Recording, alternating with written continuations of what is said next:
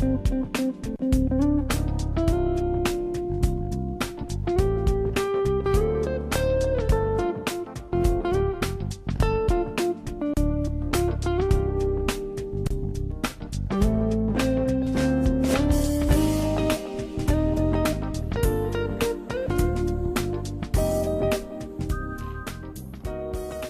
and welcome to another edition of Community Tapestry. My name is Napoleon Bell and I'm the Executive Director with the City of Columbus Community Relations Commission. I'd like to welcome you to the program, and we've got a great program because we're talking about collaborations that work.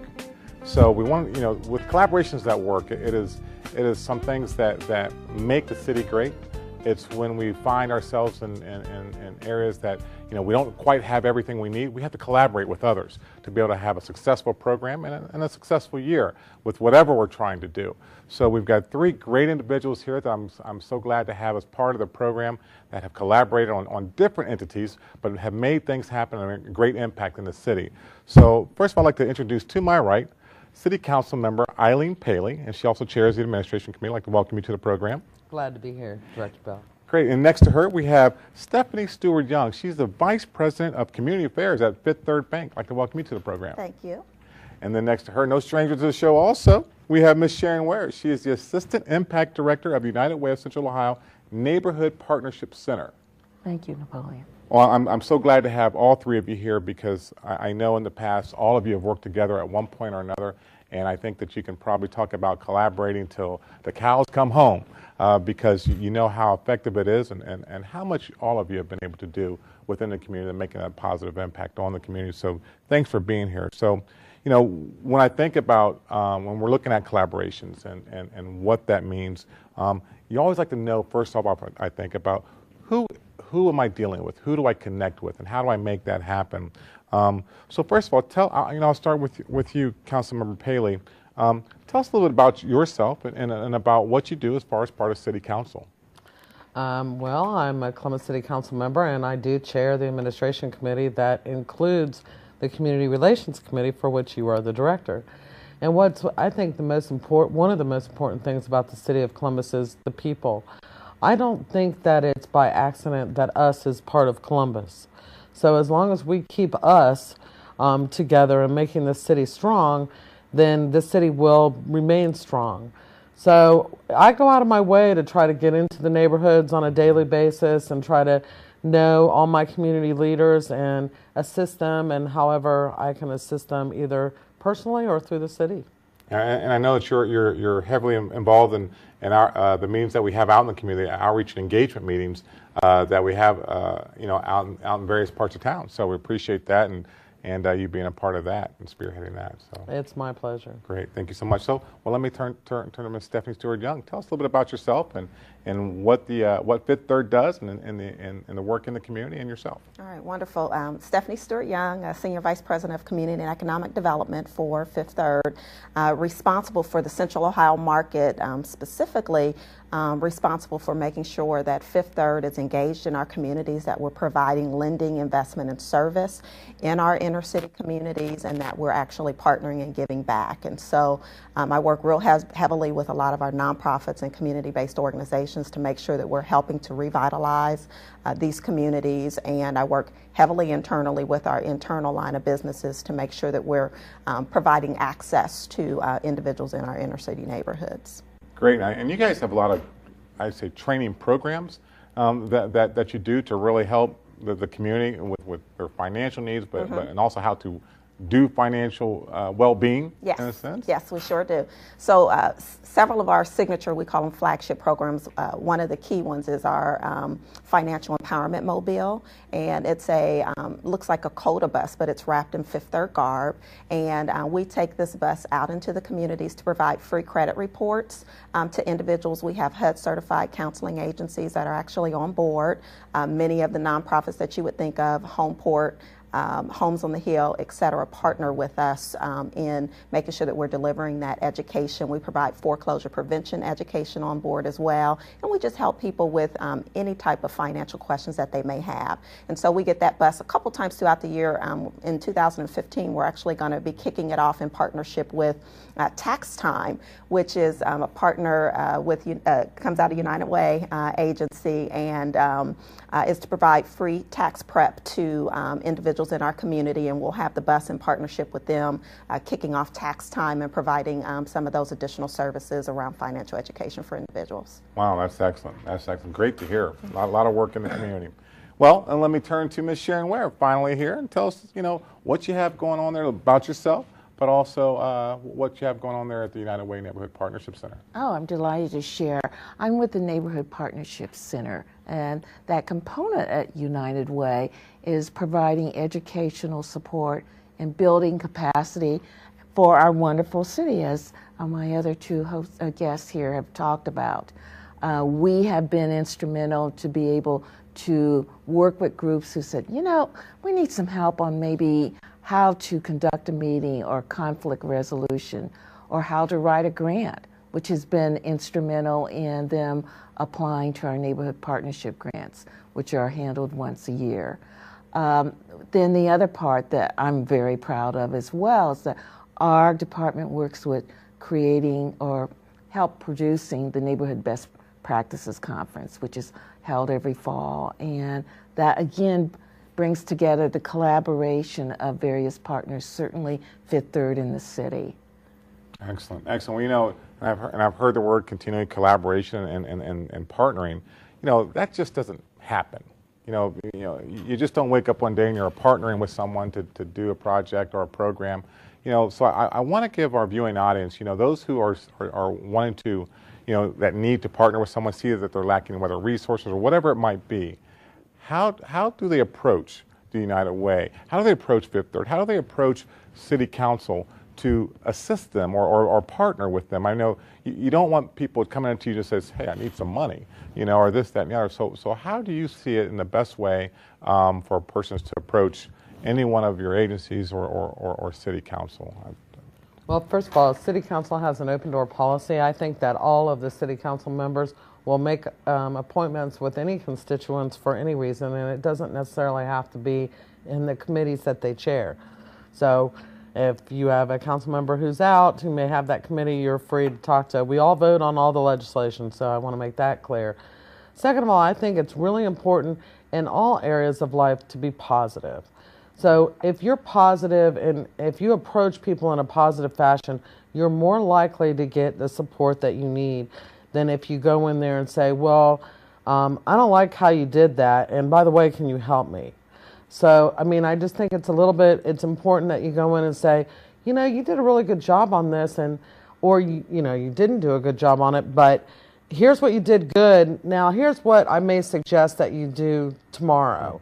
And if you come in with a positive first talk and then ask, you're more likely to get somebody interested in hearing what you have to say, I think. And I think that works in the government level, it works in nonprofits, and it works in general personal everyday actions. Mm-hmm. So more solution oriented. Don't come in with just throwing problems at you. Right. If you get a problem, bring a solution with it. I agree. Okay. Excellent. I turn to you. So I would say first is to build a relationship and to really share information about your cause and your organization and what you're trying to achieve, and then see if there's ways to align what you're trying to achieve and your objectives to what the organization's objectives are. So many organizations have different priorities, giving priorities, different efforts and initiatives that they are trying to make sure that they're having impact in. And so find out, ask some questions and find out what their focus and their priorities are, and then see where that may align with the things that you're trying to achieve. And then you kind of start creating a partnership and start to focus on working together to accomplish whatever that end goal is. Excellent. All right. Sure. And I would certainly piggyback on what they have said. The same thing with United Way. We have an open door policy. You can certainly call me and we can set up an appointment. When people come in and they may not have a solution, we try to say, okay, what you are doing, let me put you in contact with someone else who may be doing something similar. Okay. And that maybe you need to be able to do some homework, sit down, ask questions. That allows you to kind of get an idea of where you want to go, who your target audience is, and what kind of time commitment you can put in the project. And then we encourage them to come back if they want to start developing. But I agree, you have to kind of take a step back from, I know there are problems here, but let's open up to a positive view of, we're going to investigate how we can create a new model. Right, because it sounds like, if you come to someone and it's all negative, and so, but I need resources, or I need your funding, then how likely is that to be achieved if the only thing you're thinking about is negative? So you got to come with some positives and says, hey, this is what we're trying to do. We think it's going to have a positive impact on the community, and we're really excited about this to be able to happen. But to your point also, and everyone's here, is that to do that little bit of research, to know, where those things align. Because I'm not going to go to somebody who's in health to ask them for something, machinery. Like if I'm doing a machinery piece, that's not going to align. Okay, great. Well, that's some great information to know, because I know there are so many people out there that just don't know what step to take first.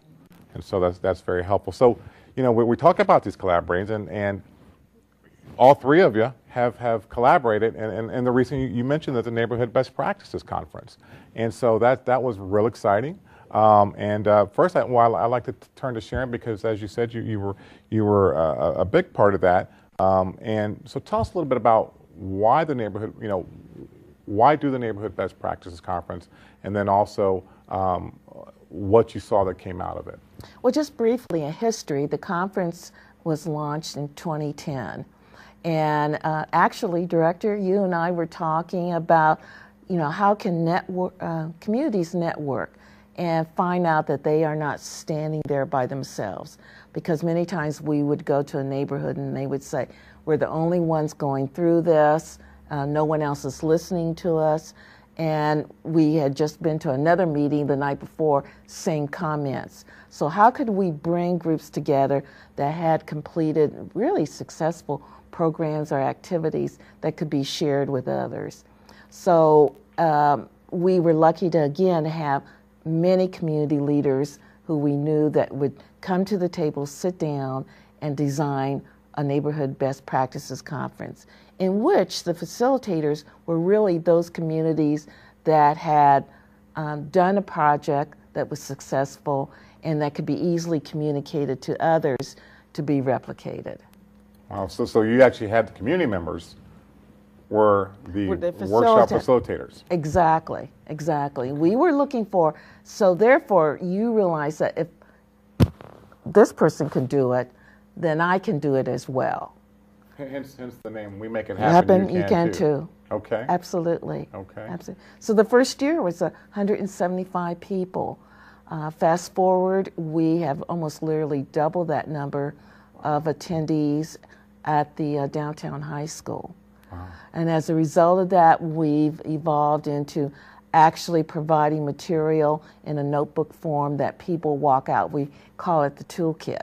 So we just happen to have. We just happen to have this toolkit right here. Yes. This beautiful toolkit, and so if you had almost 300 people, then you had 300 toolkits. Correct. That were there, and that is incredible, because I think we had a lot of great feedback from this, as far as this is something they wish they had in every household. Exactly. It ran from the back section has city services, what the people do in those offices, contact numbers.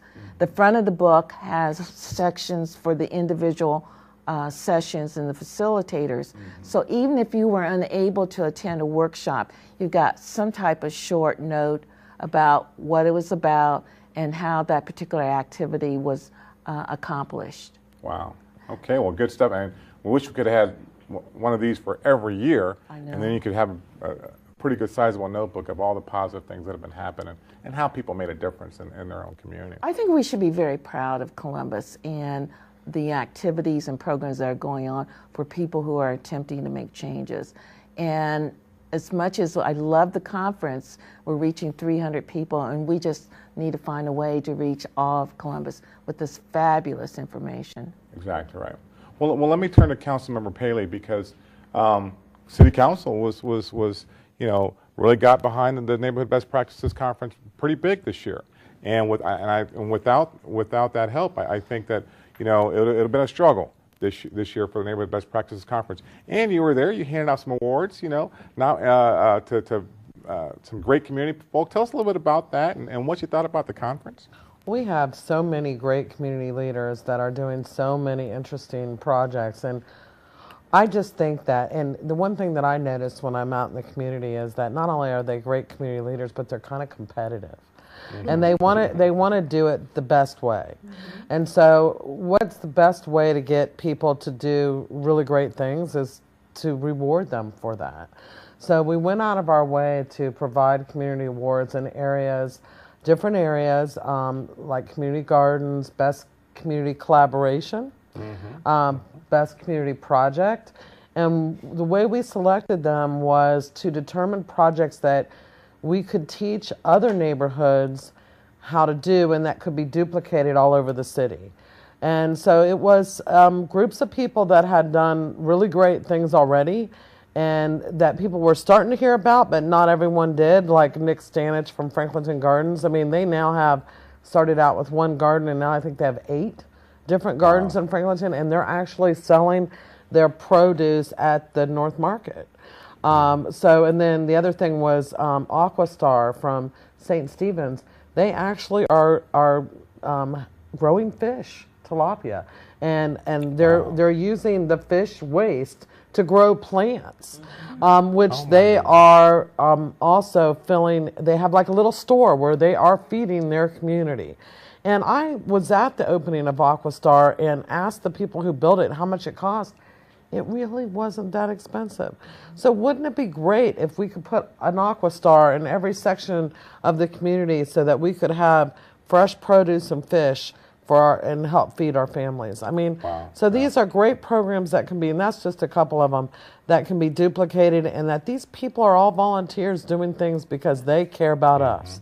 So I think not only it was a surprise to the recipients, we also honored one of our police liaisons who are out in the community every day. Not only were the recipients surprised that they were getting an award because it was the first year, but when the others at the conference heard why, they were more interested in the projects that they had presented and wanted to know more about those projects. So again, the City of Columbus is all about its people, and we have the best and the brightest at that conference. So it just makes my heart warm to watch all these great leaders collaborating and making partnerships to make great projects that, by the way, don't cost the city any money, and taxpayers any money, because these people are doing it because they want to, which makes it a better project. So it's a thrill. No matter where I am, I'm going to be at that Neighborhood Best Conference. Great, because you talk about it's a positive aura that is at the Neighborhood Best Practices Conference, because that's all you hear is people are energized and they want to be able to do better and do more and be able to make things happen for their community. And like you said, they're not getting paid to do this. This is something that's in their heart. So that, it's really energizing for me. It kind of gets you to say, okay, when you think things are down, you go to the conference, you're like, okay, I can do this for another year. I can keep going because of the people just like everyone in that room to be able to make that difference. So, Ms. Stephanie Stewart-Young, tell us what your thoughts are. And you guys have been, I think it's been almost every year that it has since inception. So you were there on the ground floor. Yes. So tell us, since you were there from the beginning and going to it, how you see it evolve, but then also, what's been the impact? Yes. Well, I will tell you, Fifth Third Bank, we have been a sponsor of the Neighborhood Best Practices Conference since its inception, and one of the main reasons is when you think of holistic community development, you think of bricks and mortar, you think of the developers, you think of a lot of other, the money that it takes to do it. But a critical component to that is the neighborhood residents and the community residents being involved in that process. And this conference does just that. It provides best practices for individual community leaders. It also helps to birth those new leaders that may say, you know what, I want to get involved, I just don't know how. They're able to come to this conference and actually get the tools, get the education, get the information, and learn from others that have been doing this work for so many years. And so when we heard about the conference, when it was in conception, we said, you know what, we want to be a part of this. We want to see what we can do to lend not only financial support, but also make sure that we're there to provide resources to the community residents as well. And so we typically come, we'll have a booth there, and we'll share all of the information that we can that will help empower residents to be involved in the development in their communities. Yeah, and he has a lot of information to hand out there, which is, I think the community really took in like a sponge, that information and so many others. I mean, there was, how many, 30 booths or so there was so many. We had just over 50 vendors participating at the conference this year. Yeah, so there was a lot of information that people Absolutely. could take in at the conference to learn more about how they can make their communities better. And Director, if I could just share that many of the vendors came to me and said, well, I didn't realize that was going on in the community. People were doing these kind of things and that kind of advocacy for our city. So I think it was a win-win for everyone. Volunteers, vendors, even the keynotes.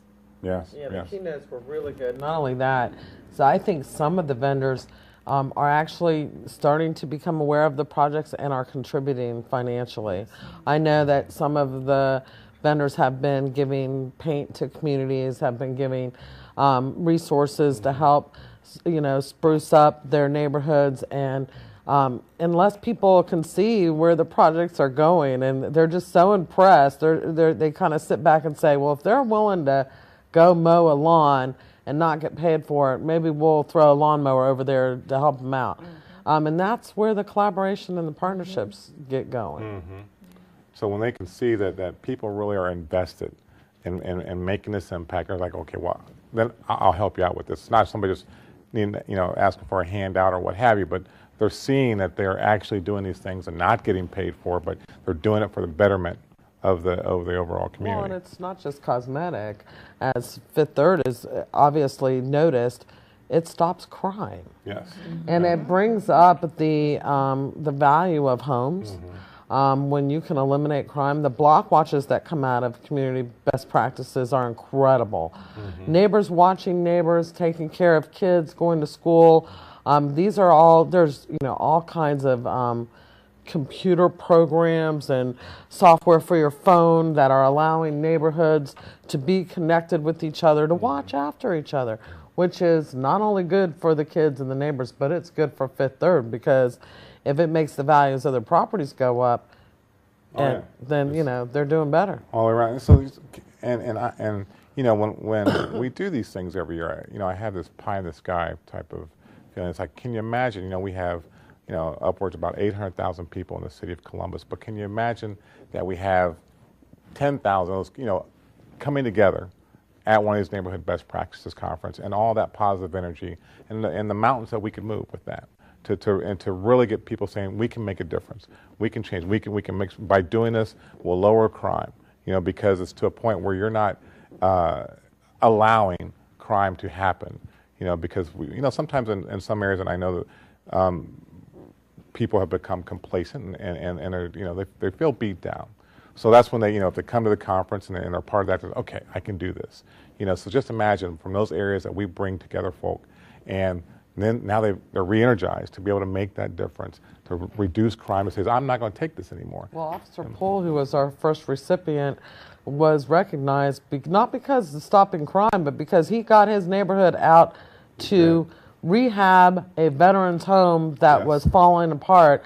And the neighborhood was trying to get rid of this veteran because his house was caving. He was a veteran, though. Right. Right. And Officer Poole went to the neighborhood community and said, why are you trying to get rid of this person who served our community? Why don't you get together and clean up his house? Which is what they did. Yes. Yeah. So So I think it goes all back to its relationship building for all of us.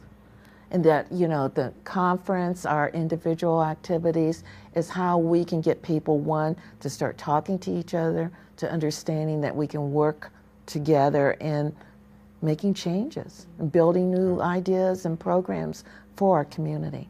Well, and we learned a lot, at the Neighborhood Best Practices Conference, the good and the bad.